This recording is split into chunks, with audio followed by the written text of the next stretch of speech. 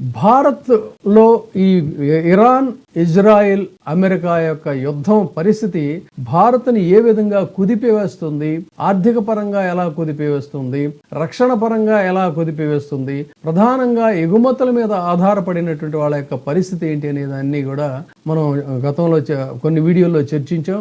ఇవన్నీ కూడా చూస్తూ ఇప్పుడు ఈ ఎగుమతులకు సంబంధించి చూసుకుందాం. ముఖ్యంగా ఏంటంటే ఎగుమతులకు సంబంధించి చూసుకున్నట్లయితే కలకత్తా నుంచి గల్ఫ్ వరకు భారతదేశం నుంచి ఎగుమతి అయ్యే వస్తువుల ప్రవాహం అసలు చాలా ఎక్కువ అన్నమాట. ముఖ్యంగా ఇరాన్ భారతదేశం నుంచి కలకత్తా నుంచి ప్రధానంగా ఎక్కువ ఈ దిగుమతి చేసుకుంటుంది. ఈ పరిస్థితి అంతా కూడా ఈ యుద్ధం వల్ల స్తంభించిపోయిన పరిస్థితి. అంటే కలకత్తా పోర్ట్ అసలు ఇంపార్టెన్స్ ఏంటి అని చూసుకుంటే పశ్చిమ బెంగాల్లో కలకత్తా అంటే హల్దియా పోర్ట్ నుంచి ఆగ్నేయ ఆసియా వరకు ఐరోపాకి వెళ్లే సరుకు రవాణా ఖర్చులు డెఫినెట్ గా పెరిగేటువంటి అవకాశం ఉంది. తర్వాత అసలు ఎగుమతులు తగ్గిపోయే పరిస్థితి ఉంది.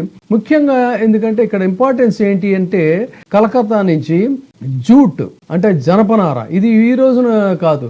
ఈ జూట్ ఎగుమతి అనేటువంటిది మనకి కొన్ని దశాబ్దాలుగా అక్కడి నుంచి ఎగుమతి అవుతుంది. అదేవిధంగా టీ కూడా అక్కడ నుంచి పెద్ద మొత్తంలో తేయాకు ఇదవుతుంది.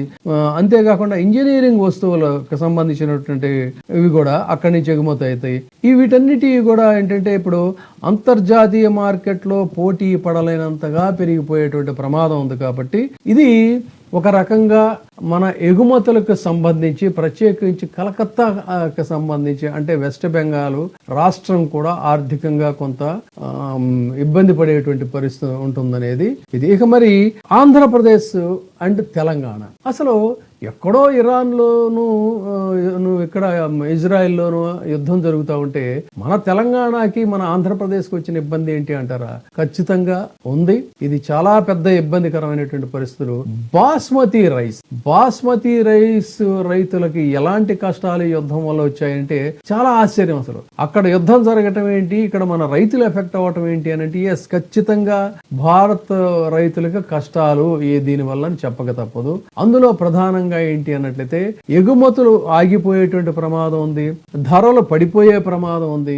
భారతదేశం బాస్మతి బియ్యం ఎగుమతిలో ప్రపంచంలోనే నంబర్ 1. ఇందులో ఇరాన్ ప్రధానంగా చెప్పుకోవాల్సింది. ఇరాన్ కి భారత బాస్మతి రైస్ అంటే చాలా ఇష్టం. అలాంటి ఇరాన్ ఈ రోజున ఇప్పుడు వారిలో కుదేలిపోయిన పరిస్థితుల్లో, ఇబ్బందులుగా ఉన్నటువంటి పరిస్థితుల్లో ఈ ఎఫెక్ట్ బాస్మతి రైస్ యొక్క రైతులు ఎంతగా ఎఫెక్ట్ అవుతున్నారు అనేది ఇక్కడ చెప్పుకుంటే చాలా దాదాపుగా ఇరాన్ వాటా మనం ఎగుమతి చేసే బాస్మతి రైస్ లో 20% నుంచి 30% ఉంది. అలాంటిది 20% నుంచి 30% ఉన్నటువంటి ఈ బాస్మతి రైస్ ఎగుమతులు స్తంభించినట్లయితే యుద్ధం వల్ల ఇరాన్ పోర్టులో మూతపడిపోయినటువంటి పరిస్థితుల్లో కండ్లా, ముంద్రా పోర్టుల్లోనే 1000 టన్నుల బియ్యం నిలిచిపోతుంది.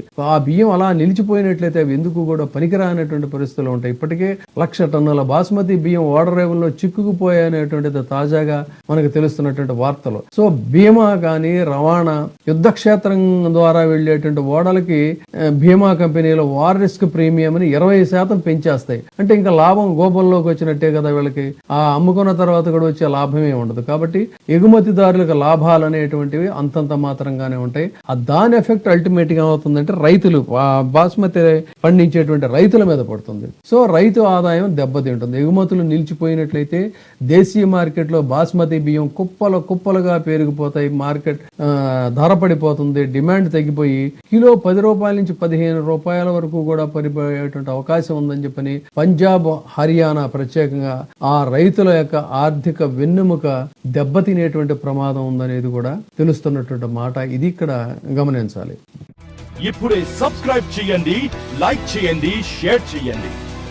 WEITV ప్రైమ్, నీ ఉత్తమాభిరుచుల సమ్మేళనం.